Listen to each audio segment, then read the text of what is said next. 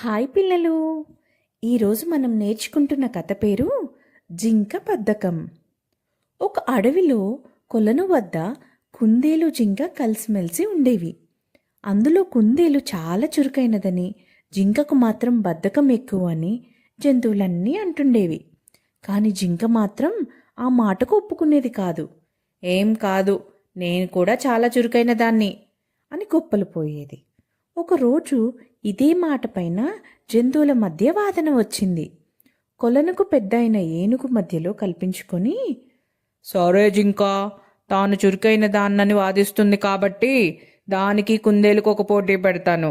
ఒక పెద్ద దుంపను మన కొలంలో ప్రాంతంలోని దాచిపెడతాను. దాన్ని ఇద్దరిలో ఎవరు వెతికి తీసుకొస్తే వారే విజేత. ఆ దుంప మొత్తాన్ని బహుమతిగా పొందొచ్చు అని చెప్పింది. దానికి కుందేలు జింక సరేనన్నాయి. మిగతా జంతువులన్నీ ఉత్కంఠంగా చూస్తున్నాయి. పోటీ మొదలు కాగానే కాసేపు గబగబా వెతికిన జింకకు అంతలోనే విసుగొచ్చింది. అబ్బా, ఇంత పెద్ద ప్రాంతంలో ఆ దుంపను వెతకడం అంటే కష్టమే.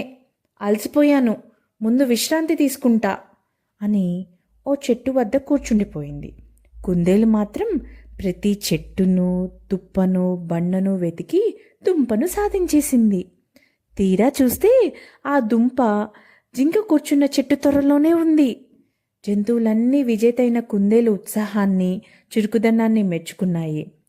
అయ్యో, పక్కనే ఉన్నా బద్ధకంతో చూడక ఓడిపోయానే అని బాధపడి జింక అప్పట్నుంచి తన పద్ధతి మార్చుకుంది. ఈ కథలో నీతేంటి పిల్లలు? బద్ధకిస్తే గెలుపుకి దగ్గరగా ఉన్నా ఓడిపోతాం. సో పిల్లలు, మనందరం కూడా బద్ధకించకుండా పట్టుదలతో కృషి చేస్తే గెలుపు మనదే.